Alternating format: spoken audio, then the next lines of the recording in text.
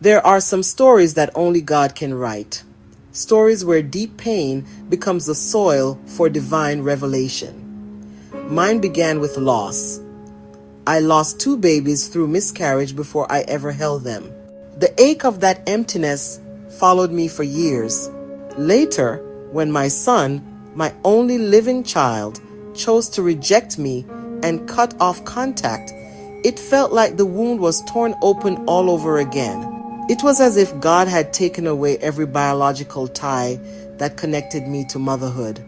The silence of that loss was deafening. I remember asking God why He allowed such rejection and loss. I loved deeply, gave everything, and still ended up with empty arms. But then, slowly, God began to answer me. Not with explanations, but with people. A year ago, He brought a young man into my life.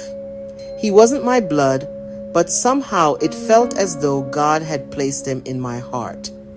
I didn't go looking for him, God sent him.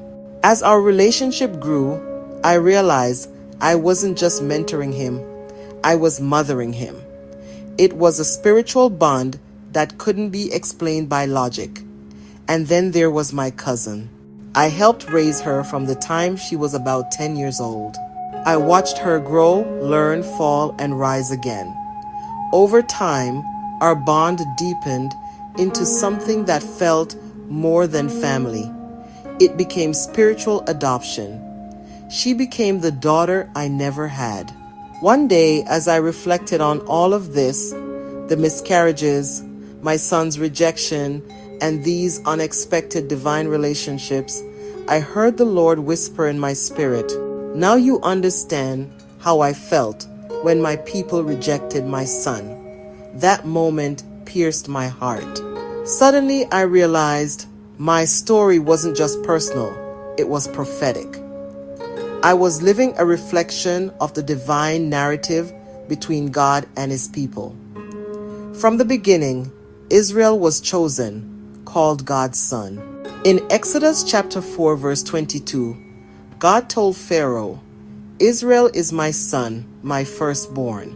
But when the Messiah came, His own did not receive Him. John chapter 1, verse 11 says, "He came unto His own, and His own received Him not." That rejection wasn't the end. It was the opening of a new covenant. In Hebrew, the word reject is mas, Strong's H, 3988. It means to despise.